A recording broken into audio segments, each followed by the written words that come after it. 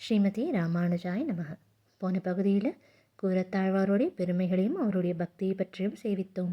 இன்னைக்கும் தொடர்ந்து ராமானுஜர்களுடைய சீடர்களின் மிகவும் நெருக்கமான வடுக நம்பிகளை பற்றி சேவிக்கலாம். முன்னொரு முறையே நம்ம வடுக நம்பியை பற்றி சேவித்திருக்கிறோம். ராமானுஜர் ஒரு முறை திருவனந்தபுரம் சென்றிருந்தார். அங்கான அவருக்கு கோவில்களில் சீர்திருத்தங்கள் எல்லாம் செய்ய வேணும் என்ற எண்ணம். ஆனால் அங்கிருந்த பக்தர்கள் வேண்டிக் கொண்டதால் பகவான் அவரை ஒரே இரவிலே திருக்குறுங்குடி கொண்டு வந்து நிறுத்திவிட்டார் இல்லையா? அப்போ கண் விழித்த போது முதல்லேயே வடுகான்னு தான் கூப்பிட்டார். அதாவது அத்தனை அந்தரங்கமான சீடராம் வடுக நம்பி. அவருக்கு எல்லாவற்றையும் செய்து கொடுப்பவர். ஆச்சாரியனான ராமானுஜரே தனக்கு தெய்வமாக கொண்டவர் வடுக நம்பி. ஒரு முறை திருவரங்கத்தில் அரங்கன் புறப்பாடு மாடவீதிகளில் வந்து கொண்டிருந்தார். இப்போ அரங்கனை சேவிக்க எல்லோரும் வந்தார்கள் இல்லையா? அப்போ ராமானுஜர் அழைத்தாராம், வடுகா சீக்கிரம் வா, அரங்கன் வருகிறான், சேவிக்க வேண்டும் வான்னு கூப்பிடுகிறார். இந்த வடுக நம்பி என்பவர் தினமும் ராமானுஜருக்கு பால் காய்த்து ஆற்றி கொடுப்பாராம். அந்த கைங்கரியத்தை தினந்தோறும் செய்து வந்திருந்தார். அப்போ அங்கிருந்து வடுக நம்பி குரல் கொடுத்தாராம், உங்கள் பெருமாளை சேவிக்க வந்தால் எங்கள் பெருமாளுக்கு யார் பால் காய்த்து கொடுப்பார்கள்னு சொல்லி ராமானுஜரே என்னுடைய முதல் தெய்வம்னு காட்டிக்கொண்டார் வடுக நம்பி. அவருடைய ஆச்சாரிய பக்தியை பார்த்து ராமானுஜரே வியந்தார். இன்னொரு சமயம் எம்பெருமானார் அரங்கன் சன்னதியில் பச்சைமா மலைபோல் மீனி பவளவாய் கமலச்செங்கன்னு பாடிக்கொண்டிருந்தார்.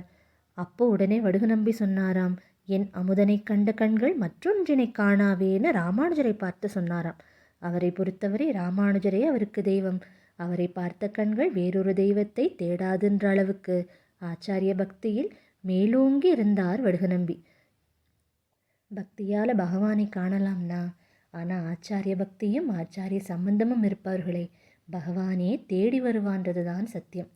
அன்னைக்கு அனந்தாழ்வார் கதையை சேவித்தோம் இல்லையா? திருப்பதியில் பகவானுக்கு தொண்டு செய்து கொண்டிருந்தார். அப்பொழுது அவர் என்ன சொன்னார்?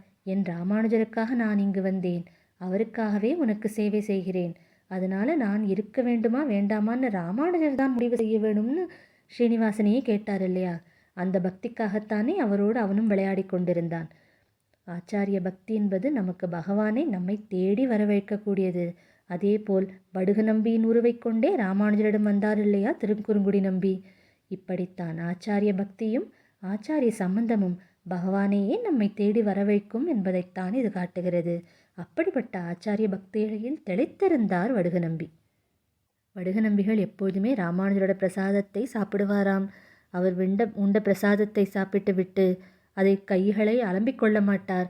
அதை தன் தலையிலேயே சேர்த்து கொள்வாராம், தலையில் துடைத்து கொள்வாராம். இதுதான் வழக்கமாக கொண்டிருந்தார். அதை கண்ட ராமானுஜர் இப்படியெல்லாம் செய்யக்கூடாது, கையை அலம்பிக்கொள்ள வேணும்னு சொன்னாராம். சரின்னு அது போலவே செய்கிறார். அடுத்த நாள் பகவானுடைய தீர்த்த பிரசாதம் கிடைக்கிறது.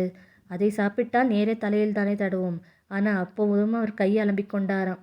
நேற்றுத்தானே நீர் சொன்னீர், அதையே தான் இப்பொழுது செய்கிறேன், எனக்கு நீரும் அவரும் வேறு வேறு அல்லவேன்னு சொன்னாராம் வடுக நம்பி. எப்படி மதுரகவிகள் நம்மாழ்வாரே தெய்வம்னு நினைத்தார் இல்லையா? அதே போல் இங்கு வடுக நம்பி ராமானுஜரே தமக்கு தெய்வமாக கொண்டிருந்தார்.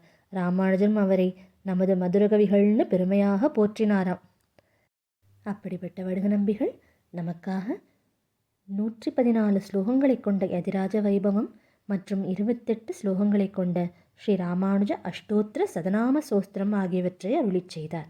இது நம்ம வடுக நம்பிகளுடைய சரித்திரம். இன்னும் நாம் நாளைக்கும் தொடர்ந்து ராமானுஜரோட வைபவங்களை தொடர்ந்து சேவிக்கலாம். ஸ்ரீமதி ராமானுஜாய் நமக.